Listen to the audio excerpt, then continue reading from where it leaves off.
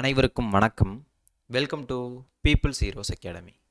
நம்ம TNPSC group 4க்காக ஒரு டிபார்ட்மெண்ட்ஸ் பற்றி டிபார்ட்மெண்ட் அனாலிசிஸ் அப்படின்றது பார்த்துக்கிட்டு இருக்கோம்.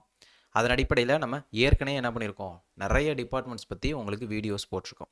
அதெல்லாம் பார்க்கணும்னு சொல்லி நினச்சிங்கன்னா நம்முடைய சேனலில் பிளேலிஸ்ட் போனீங்கன்னா பேசிக் டீட்டெயில்ஸ் அப்படின்னு சொல்லி ஒரு பிளேலிஸ்ட் இருக்கும்.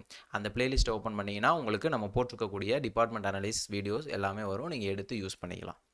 இன்றைக்கி இந்த பதிவில் எம்ப்ளாய்மெண்ட் அண்ட் ட்ரைனிங் டிபார்ட்மெண்ட் பற்றி தான் பார்க்க போகிறோம். அதுலேயும் குறிப்பாக அதில் இருக்கக்கூடிய எம்ப்ளாய்மெண்ட் விங் அதை பற்றி தான் பார்க்க போகிறோம். அதுக்கு முன்னாடி நம்ம சேனலை யாராச்சும் சப்ஸ்கிரைப் பண்ணல அப்படின்னா சப்ஸ்கிரைப் பண்ணிட்டு கிளாஸை கண்டினியூ பண்ணு. ஓகேவா? ஓகே. இப்போ இந்த டிபார்ட்மெண்ட் மட்டும் பார்த்தீங்கன்னா உங்களுக்கு எம்ப்ளாய்மெண்ட் அண்ட் ட்ரைனிங் டிபார்ட்மெண்ட் மட்டும் என்ன பண்ணியிருப்பாங்க, எம்ப்ளாய்மெண்ட் விங், ட்ரைனிங் விங் அப்படின்னு சொல்லி ரெண்டையும் தனித்தனியாக பிரித்து கொடுத்துருப்பாங்க. துறையுடைய பேர் என்ன அப்படின்னா வேலைவாய்ப்பு மற்றும் பயிற்சி துறை. அதில் வேலைவாய்ப்பு துறை அப்படின்றது வேலைவாய்ப்புக்கான ஒரு விங்கு தனியாக போகும், பயிற்சிக்கானது விங்கு தனியாக போயிட்டுருக்கும்.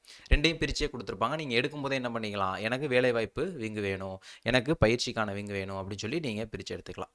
இப்போ நம்ம எம்ப்ளாய்மெண்ட் விங் பற்றி பார்ப்போம். நெக்ஸ்ட் பதிவில் ட்ரைனிங் விங் பற்றி பார்த்துருவோம். ஓகேவா? இப்போ இந்த வருஷம் உங்களுக்கு பார்த்தீங்கன்னா ஒரு 10 வேக்கண்ட் அப்படின்றது போட்டிருக்காங்க. கடைசி லாஸ்ட் குரூப் 4ல் ஒரு 8 வேக்கண்ட் அப்படின்றது ஃபில் பண்ணியிருந்தாங்க. 2024 நடந்த எக்ஸாமுக்கு 2025 நடந்த எக்ஸாமுக்கு 10 வேக்கண்ட் அப்படின்றது கொடுத்துருக்காங்க. ஃபஸ்ட்டு நம்ம இந்த டிபார்ட்மெண்ட்டில் ஒரு ஜூனியர் ஸ்டூடெண்டாக போகிறீங்க அப்படின்னா உங்களுடைய வேலை என்னெல்லாம் இருக்கும், இப்போ இந்த துறையுடைய நிலவரம் எப்படி இருக்கும், என்னெல்லாம் வேலை இருக்கும் அப்படின்றத ஃபஸ்ட்டு தெரிஞ்சுக்கணும் இல்லையா? எம்ப்ளாய்மெண்ட் விங்கில் வேலையே இருக்குது, வேலை வாய்ப்பு ஏற்படுத்தி தரணும் அப்படின்றது. அப்போது நம்ம எஸ்எஸ்எல்சி முடிக்கும்போது நமக்கு என்ன பண்ணுவாங்க, எம்ப்ளாய்மெண்ட்டில் பதிஞ்சு ஒரு கார்டு அப்படின்றது ஸ்கூலில் கொடுப்பாங்க. அதை நம்ம 12th முடிச்சோன்னு ஒரு தடவை ரெனியூவல் பண்ணியிருப்போம், காலேஜ் முடிச்சோன்னு ஒரு தடவை ரெனியூவல் பண்ணுவோம், ஏதாச்சும் எக்ஸ்ட்ரா குவாலிஃபிகேஷன் வருது அப்படின்னா ரெனியூவல் பண்ணுவோம். ஸோ அதெல்லாம் மேனேஜ் பண்ணுறது யார் அப்படின்னா இந்த எம்ப்ளாய்மெண்ட் விங் தான். இது முதல் விஷயம். ஓகேங்களா?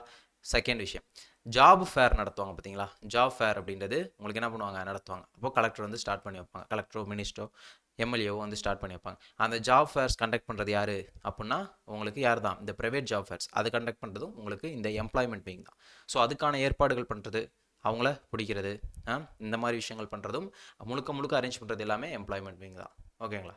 இது மட்டும் இல்லாமல் உங்களுக்கு வேறு என்ன அப்படின்னா நமக்கு தெரிகிற மாதிரி டிஎன்பிஎஸ்சி அப்போது நிறைய பேர் நம்மளாம் நிறைய பேர் என்ன பண்ணுவோம், எம்ப்ளாய்மெண்ட் ஆஃபீஸில் உட்காந்து படிக்கிறவங்க நிறைய பேர் இருப்போம். அப்போ எம்ப்ளாய்மெண்ட் ஆஃபீஸில் உட்காந்து மாணவர்கள் படிப்பதற்கான இடவசதி, அங்கே இருக்கக்கூடிய பொருட்களுக்கான வசதி ஏற்படுத்தி தருது. அது மட்டும் இல்லாமல் அங்கே கிளாஸஸ் அரேஞ்ச் பண்ணி கொடுப்பாங்க. இப்போ தான் ஸ்டடி ஹால்லாம் கொடுக்குறாங்க. அப்போ அந்த முன்னாலாம் ஸ்டடி ஹாலில் கிளாஸஸ் மட்டும் கொடுப்பாங்க. ஸோ அந்த கிளாஸ் எடுக்கிறதுக்கான ஸ்டாஃப் அரேஞ்ச் பண்ணி தரது, அவங்களுக்கு ஷெடியூல் போட்டு கொடுக்குறது, இந்த மாதிரியான விஷயங்கள். நீங்கள் ஓரளவு இந்த டிபார்ட்மெண்ட் எடுக்கிறீங்க அப்படின்னா ஓரளவு இந்த டிஎன்பிஎஸ்சி கிளாஸஸ் இதெல்லாம் அரேஞ்ச் பண்ணி கொடுக்கும்போது நம்மளும் அந்த படிக்கிற வைப்லேயே இருக்கும், இன்னும் உங்களால் மேலே படிக்கிறதுக்கு கண்டிப்பாக யூஸ்ஃபுல்லாக இருக்கும். இப்போ இந்த மாதிரியான வேலைகள்லாம் இருக்கும். இது மட்டும் இல்லாமல் நார்மலாக ஒரு ஜூனியர் பண்ணக்கூடிய ஒரு சேலரி பில் போடுறது, எஸ்ஆர் மெயின்டைன் பண்ணுறது, இந்த மாதிரி விஷயங்கள் எஸ்ஆர் மெயின்டைன் பண்ணுறதுலாம் அசிஸ்டன்ட் தான் பண்ணுறாங்க. ஓரளவு அசிஸ்டன்ட் இல்லாத இடங்களில் இப்போலாம் வந்து ஜூனியர் ஸ்டூடெண்ட்மே பண்ண ஆரம்பிச்சிட்டாங்க. ஓகேங்களா? இது மட்டும் இல்லாமல் வேலை இல்லாதவர்களுக்கு அந்த உதவித்தொகை ஸ்கீம்ஸ் கொடுப்பாங்க இல்லையா, அன்எம்ப்ளாய்மெண்ட், அதுக்காக ஸ்கீம்ஸ் போடுறதெல்லாம் இவங்க தான் பண்ணுவாங்க. ரீசெண்டாக உங்களுடன் ஸ்டாலின் அப்படின்னு சொல்லி ஒரு திட்டம் ஸ்டார்ட் பண்ணாங்க. அந்த திட்டத்தையும் இந்த எம்ப்ளாய்மெண்ட் டிபார்ட்மெண்ட்டும் கோஆபரேட்டிவ் டிபார்ட்மெண்ட்டும் பார்த்துட்டாங்க அப்படின்றது எக்ஸ்ட்ரா குறிப்பு. இப்போ இந்த மாதிரி எக்ஸ்ட்ரா கவர்மெண்ட் ஏதாச்சும் கொடுத்தாங்க அப்படின்னா அதையும் பார்த்துக்க வேண்டிய கடமையும் நமக்கு கூடுதலாக கிடைக்க வாய்ப்பு இருக்குது. வேலை அப்படின்றது இந்த துறையில் இப்படி தான் இருக்கும். ஓகே, வேலை அப்படின்றது பார்த்தாச்சு. அடுத்து நமக்கு என்ன கேட்போம், ப்ரொமோஷன். அப்போது ஒரு ஜூனியர் ஸ்டூடெண்டாக போகிறீங்க எம்ப்ளாய்மெண்ட் விங்கில் அப்படின்னா நெக்ஸ்ட்டு நீங்கள் என்னவா ஆவீங்க அப்படின்ற ஒரு விஷயம். நெக்ஸ்ட்டு உங்களுக்கு என்னென்னு சொல்லுவாங்க, அசிஸ்டன்ட். ஜூனியர் ஸ்டூடெண்டாக போகிறீங்க அப்படின்னா அடுத்து அசிஸ்டண்ட். இது உங்களுக்கு இந்த டிபார்ட்மெண்ட்டில் இன்னொரு முக்கியத்துவமான விஷயம் என்ன, இந்த எம்ப்ளாய்மெண்ட் விங்கில் அப்படின்னா டேரக்ட் 2A என்ட்ரி கிடையாது, இது உங்களுக்கு 4 என்ட்ரி, இது உங்களுக்கு 2A. இந்த அசிஸ்டன்ட் அப்படின்றது 2Aல டேரெக்டாக என்ன பண்ண மாட்டாங்க, என்ட்ரி கொடுக்க மாட்டாங்க. அப்போது ஜூனியர் அசிஸ்டண்ட்டாக யார் போகிறாங்களோ அவங்க தான் என்ன பண்ணுவாங்க, அசிஸ்டண்ட்டாக ப்ரொமோட் ஆவாங்க. அப்போ ஈஸியாக உங்களுக்கு அசிஸ்டன்ட் ப்ரொமோஷன் அப்படின்றது வந்துடும். கரெக்டாக இப்போலாம் நீங்கள் உங்களுடைய ப்ரொபேஷன் அப்படின்றது 2 இயர்ஸ் கம்ப்ளீட் பண்ணுறது. உங்கள் 2 இயர்ஸ் கம்ப்ளீட் பண்ணி நெக்ஸ்ட்டு மார்ச் நீங்கள் ஜாயின் பண்ணி 2 இயர்ஸ் கம்ப்ளீட் பண்ணுறப்போ உங்களுடைய ப்ரொபேஷன் கம்ப்ளீட் பண்ணுவீங்க. உங்கள் ப்ரொபேஷன் கம்ப்ளீட் பண்ணி நீங்கள் பவானி சாகர் ட்ரைனிங்கும் எக்ஸாம் பேப்பர்ஸும் கிளியர் பண்ணியிருந்தீங்க அப்படின்னா நெக்ஸ்ட்டு மார்ச் எப்போ வருதோ அப்போ உங்களுக்கு என்ன பண்ணிடலாம், அந்த ப்ரொமோஷன் அசிஸ்டன்ட் ப்ரொமோஷன் வந்துடும். மேக்ஸிமம் இந்த 2 வருஷத்துலேருந்து, இப்போ ஒருத்தர் ஏப்ரலில் தான் ஜாயின் பண்ணியிருக்காரு அப்படின்னா அவருக்கு அடுத்த மார்ச்சில் தான் வரும் இல்லையா, ப்ரொபேஷன் 2 வருஷம் முடிச்சு கம்ப்ளீட் பண்ணுவார். ஸோ இன்னொரு வருஷம் எக்ஸ்ட்ரா ஆயிரும். ஸோ 2 to 3 இயர்ஸில் கண்டிப்பாக நீங்கள் என்ன பண்ணிடலாம், அசிஸ்டன்ட் அப்படின்றது ஆயிடலாம். டேரக்ட் என்ட்ரி கிடையாது, ஜூனியர் ஸ்டூடெண்டாக ஜாயின் பண்ணவங்க மட்டும்தான் என்ன பண்ணுவாங்க, ப்ரொமோட் அப்படின்றது ஆவாங்க. ஸோ லாஸ்ட்டாக 2022 ஜாயின் பண்ணவங்களாம் உங்களுக்கு நெக்ஸ்ட்டு இந்த மார்ச்சில் 22 குரூப் 4 நடந்துச்சு இல்லையா, அதில் வந்தவங்களாம் உங்களுக்கு நெக்ஸ்ட் மார்ச்சில் அசிஸ்டண்டாக ப்ரொமோட் ஆயிடுவாங்க. நெக்ஸ்ட்டு இந்த 2025 ஜாயின் பண்ண ஒரு 8 பேர் இருப்பாங்க, 25 ஜாயின் பண்ண 8 பேர் இருப்பாங்க. அதுக்கப்புறம் இந்த 10 பேர் தான் இருப்பீங்க. இது ஒரு ஸ்டேட் சீனியாரிட்டி அப்படின்றதுனால உங்களை தமிழ்நாட்டில் எங்கே வேணால் போஸ்டிங் போகிறதுக்கான வாய்ப்பு இருக்குது. இது நம்ம கண்டிப்பாக பேசணும். ஸோ ஸ்டேட் சீனியாரிட்டி அப்படின்னால எங்கே வேணால் பேசலாம். இதை பற்றி இன்னும் பேசுவோம். அசிஸ்டண்ட்டுக்கு அப்புறம் என்ன சொல்லுவாங்க அப்படின்னா சூப்ரண்ட் அல்லது ஜேஇஓ அப்படின்னு சொல்லுவாங்க. குரூப் 2ல் டைரக்ட் என்ட்ரி வருது, ஜூனியர் எம்ப்ளாய்மெண்ட் ஆஃபீஸர் அல்லது சூப்ரண்ட் அப்படின்னு சொல்லுவாங்க. இது உங்களுக்கு குரூப் 2ல் டைரக்ட் என்ட்ரி என்ன வருது, கண்டிப்பாக வருது. டைரக்ட் என்ட்ரி வரதுனால அங்கே உங்களுக்கு டைரக்ட் என்ட்ரி வருவாங்க. இங்கே உங்களுக்கு ப்ரொமோஷன் அப்படின்றதுக்கு இயர்ஸ் அப்படின்றது ரொம்ப அதிகமாகும்.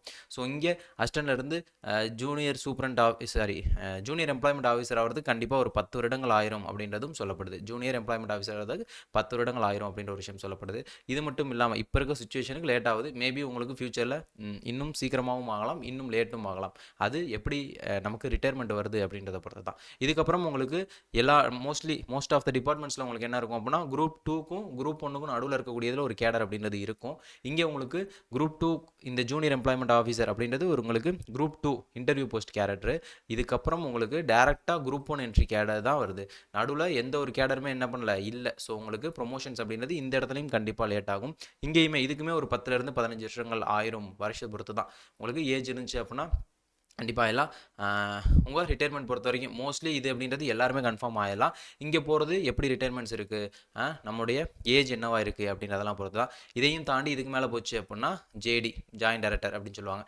இதுவுமே உங்களுக்கு தான் உங்களுடைய ஏஜ் பொறுத்து தான். சீக்கிரமாக ஆகிறீங்க, ஒரு 20-21 வயசில் கிளியர் பண்ணுறோம் அப்படின்னா கண்டிப்பாக நம்மளால் ஜேடி கூட ஆக முடியும்.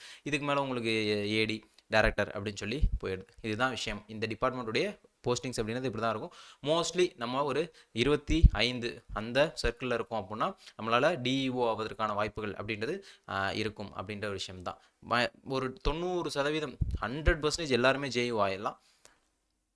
அதில் உங்களுக்கு இருக்க ரிட்டைர்மெண்ட்ஸ் பொறுத்து ஏஜ் பொறுத்து கண்டிப்பாக டிஇஓ அப்படின்றதுக்கான ஆவதற்கான வாய்ப்புகளும் அதிகம். டிஸ்ட்ரிக்ட் எம்ப்ளாய்மெண்ட் ஆஃபீஸர், அந்த டிஸ்ட்ரிக்ட் நீங்கள் தான் ஹெட். இந்த இடத்துல ஏன் ரொம்ப லேட் ஆகக்கூடிய சான்சஸ் இருக்குது அப்படின்னு சொல்கிறோன்னா, நம்ம சொல்கிற மாதிரி குரூப் 2லேருந்து குரூப் 1க்கு டேரெக்டாக போகுது. அது மட்டும் இல்லாமல் டேரக்ட் என்ட்ரி வராங்க, இங்கேயும் டேரக்ட் என்ட்ரி வராங்க.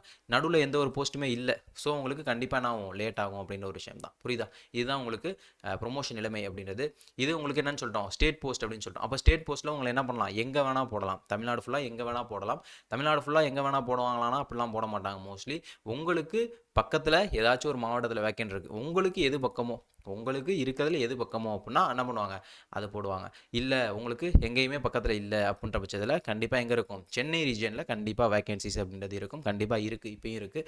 ஸோ சென்னை, காஞ்சிபுரம், செங்கல்பட்டு, திருவள்ளூர் இந்த மாதிரியான இடங்களில் மாவட்டங்களில் போடுவதற்கான வாய்ப்புகள் அப்படின்றது அதிகம். போன டைம் போனால் ஒரு 8 பேரில் ஒரு 6 பேர்கிட்ட அங்கே தான் இருக்காங்க எம்ப்ளாய்மெண்ட்டில்.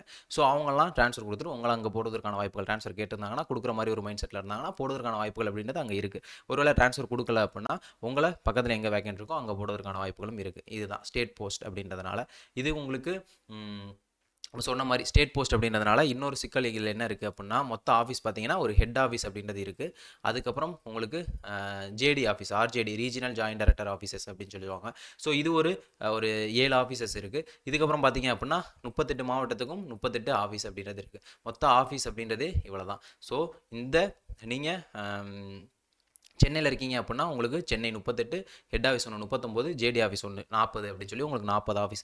இல்லை ஆர்ஜேடி இருக்கக்கூடிய அந்த 7 இடங்கள்ல இருந்தீங்க அப்படின்னா உங்களுக்கு 38 + ஒரு 39 அப்படின்னு சொல்லி இடங்கள் இருக்கும். மற்ற மாவட்டங்களில் இருந்தீங்க அப்படின்னா மொத்தத்துக்கு உங்களுக்கு 38 ஆஃபீஸ். மொத்தமே உங்களுக்கு ஒரு மாவட்டத்துக்கு என்னதான் ஒரு ஆஃபீஸ் தான். நல்லா புரிஞ்சுக்கணும், உங்களுக்கு ஒரு மாவட்டத்துக்கு ஒரு ஆஃபீஸ் தான். இப்போ சென்னையில் இருக்கீங்க அப்படின்னா ஹெட் ஆஃபீஸ் உங்கள் கண்ட்ரோல், உங்களுக்கு ஒன்று இருக்கும், ஒரு ஆப்ஷன் இருக்கும்.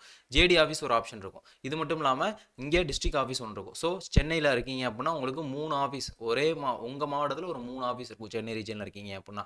இல்லை நீங்கள் வேறு ஒரு சென்னையில் இல்லாமல் ஒரு திருச்சி, கோயம்புத்தூர், சேலம், மதுரை இந்த இடங்கள்ல இருந்தீங்க அப்படின்னா உங்களுடைய மாவட்டத்துக்கு ஒரு ஆஃபீஸ் இருக்கும். இது இல்லாமல் ஜேடி ஆஃபீஸ் ஒன்று இருக்கும். ஸோ உங்கள் மாவட்டத்தில் 2 ஆஃபீஸ் இருக்கும்.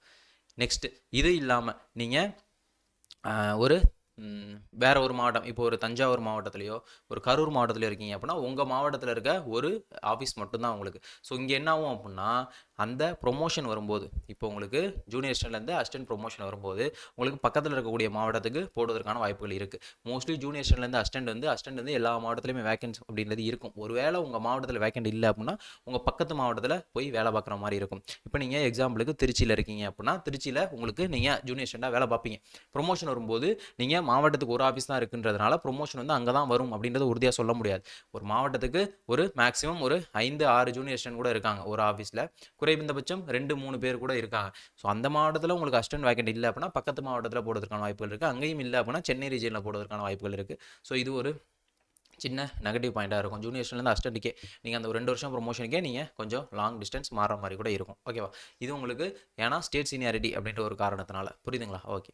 இந்த வேற என்ன பேசணும் இதில் அப்படின்னு சொல்லி கேட்டிங்கன்னா, ஆஃபீஸ் ஒர்க் எப்படி இருக்கும் அப்படின்னு சொல்லி கேட்டிங்கன்னா, போதுமான அளவு உங்களால் ஒரு 10 to 5 மணி வரைக்கும் 5:30 மணி வரைக்கும் எவ்வளோ வேலையை உங்களால் செய்ய முடியுமோ அந்த அளவுக்கான வேலை தான் இருக்கும். பெருசாக வேலைப்பளு அப்படின்றது இருக்கக்கூடிய ஒரு துறை கிடையாது. மோஸ்ட்லி எல்லாமே வந்து ஆன்லைன் மயம் ஆயிடுச்சு.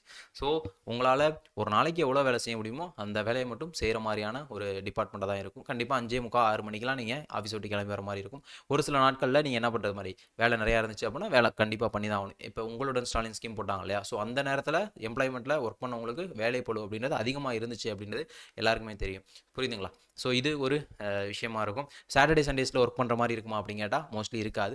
ஒருவேளை அந்த நமக்கு ஜாப் ஃபேர் போடுவாங்க இல்லையா? அந்த ஜாப் ஃபேர் வந்து உங்களுக்கு சாட்டர்டேஸ்லேயோ சண்டேஸ்லேயோ போட்டாங்க. ஜாப் ஃபேர் வந்து சாட்டர்டேஸ்லேயோ சண்டேஸ்லேயோ போட்டாங்க அப்படின்னா நீங்கள் அங்கே பார்த்துக்கிட்டு உங்களுக்கு அதுக்கான சிஹெச் அதாவது காம்ப் ஆஃப் நீங்கள் எடுத்துக்கலாம். என்ன பண்ணலாம்? உங்களுக்கான காம்ப் ஆஃப் நீங்கள் எடுத்துக்கலாம். ஒரு சாட்டர்டே சண்டேஸில் ஒர்க் பண்ணுறீங்க அப்படின்னா அந்த ஜாப் ஃபேர் போடுறப்போ ஒர்க் பண்ணாலும் சரி, இல்லை வேறு ஏதாச்சும் ஒரு வேலை காரணமாக வேலை பார்த்தாலும் சரி, நீங்கள் அதுக்கான காம்ப் ஆஃப் நீங்கள் என்ன பண்ணிக்கலாம்? இன்னொரு நாளில் ஒர்க்கிங் டேஸில் எடுத்துக்கலாம். இந்த மாதிரி தான் வேலை அப்படின்றது இருக்கும். ஹெவியாக இருக்கக்கூடிய ஒரு டிபார்ட்மெண்ட் அப்படின்றது கண்டிப்பாக கிடையாது. இதனுடைய பதவி உயர்வு பற்றி பேசிட்டோம். நீங்கள் நெக்ஸ்ட் எக்ஸாம் படிக்கிறீங்க, என்னால் படிக்க முடியுமா அப்படின்னு கேட்டால் கண்டிப்பாக படிக்க முடியும். எந்த டிபார்ட்மெண்ட்டை பொறுத்த வரைக்கும் ஆஃபீஸ் டைமில் படிக்க முடியுன்ற ஒரு மைண்ட் செட்டோட எந்த டிபார்ட்மெண்ட்டுமே நீங்கள் எடுக்கக்கூடாது. ஆஃபீஸ் டைம் தவிர்த்து, ஏன்னா 10 to 6ன்றது உங்களுக்கு ஷெடியூலான ஒரு ஒர்க். அதை தாண்டி பேலன்ஸ் டைமில் நீங்கள் ஃபிக்ஸ்டாக நான் இந்த டைமில் படிக்க தான் போகிறேன்னு கண்டிப்பாக உங்களால் படிக்க முடியும். அதே மாதிரி இது வந்து நீங்கள் இந்த டிஎன்பிஎஸ்சி கிளாஸஸ் அரேஞ்ச் பண்ணுறதுனால அங்கே இருக்கக்கூடிய சூழலில் அங்கே படிச்சுக்கிட்டு இருக்கவங்களை பார்க்கும்போது நீங்கள் அந்த ஸ்டடி சர்க்கிளை விட்டு வெளியே போன மாதிரி ஒரு ஃபீல் வராத ஒரு விஷயத்தையும் இந்த டிபார்ட்மெண்ட் உங்களுக்கு கொடுக்கும். கண்டிப்பாக வந்து பெண்கள் ஆண்கள் எல்லாருக்குமே ஏற்ற துறை தான். உங்களுக்கு சொந்த மாவட்டத்தில் கிடைக்குமா அப்படின்னா நம்ம சொன்ன மாதிரி தான். உங்கள் மாவட்டத்தில் வேக்கன்ட் இருந்தால் கிடைக்கும், இல்லை பக்கத்து மாவட்டத்தில் இருந்தால் கிடைக்கும். இல்லை எங்கேயுமே இல்லை அப்படின்னா சென்னை போங்கன்னா சென்னையிலுக்கு கண்டிப்பாக அனுப்பி விட்ருவாங்க. மோஸ்ட்லி மாவட்டத்துக்கு ஒரு ஆஃபீஸ் தான் அப்படின்றதுனால இந்த சைட்லாம் மோஸ்ட்லி வேக்கன்ட் அப்படின்றது ஃபில்டாக தான் இருக்குது. நீங்கள் இது எடுக்கிற ஐடியாவில் இருந்தீங்க அப்படின்னா உங்கள் மாவட்டத்திலையோ உங்களுக்கு பக்கத்தில் இருக்க மாவட்டங்களையோ வேக்கன்ட் இருக்கா அப்படின்றத தெரிஞ்சு வச்சுக்கோங்க. இன்னொன்று நல்லா தெரிஞ்சுக்கோங்க, கவர்மெண்ட் ஆஃபீஸை பொறுத்த வரைக்கும் எனக்கு வீட்டு பக்கத்துலேயே 10 கிலோமீட்டரில் வேலை பார்க்கணும் அப்படின்னு சொல்லி நினைக்காதீங்க.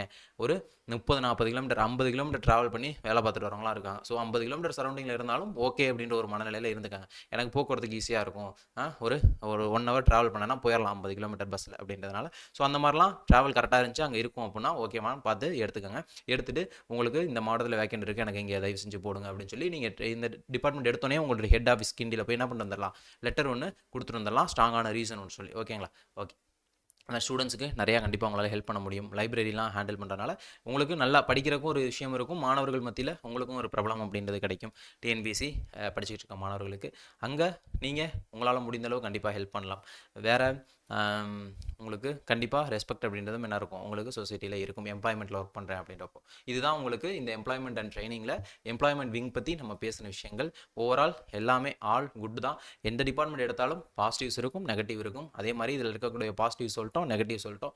எது உங்களால் எந்த நெகட்டிவ்ஸும் உங்களால் மேனேஜ் பண்ணிக்க முடியும் அப்படின்றத பார்த்து இந்த டிபார்ட்மெண்ட்டை சூஸ் பண்ணலாமா வேணாமா அப்படின்றத நீங்கள் தான் டிசைட் பண்ணணும். என்னை பொறுத்த வரைக்கும் இது கண்டிப்பாக ஒரு நல்ல டிபார்ட்மெண்ட் அப்படின்னு சொல்வேன். உங்களுக்கு கிடச்சிச்சு அப்படின்னா உங்களுக்கு ஏற்ற மாதிரி இருந்துச்சு, உங்களுக்கு பிடிக்கிற மாதிரி இருந்துச்சு அப்படின்னா தாராளமாக நீங்கள் சூஸ் பண்ணலாம். ஓகேங்களா? ஓகே. இதுதான் நம்ம இந்த கிளாஸில் எம்ப்ளாய்மெண்ட் விங் பற்றி முழுக்க பேசின விஷயம். இந்த கிளாஸ் முழுக்க புரிஞ்சிருக்கும்னு சொல்லி நம்புறேன். புரிஞ்சிருச்சு பிடிச்சிருந்துச்சு அப்படின்னா மறக்காமல் நம்ம சேனலை சப்ஸ்கிரைப் பண்ணிக்கோங்க.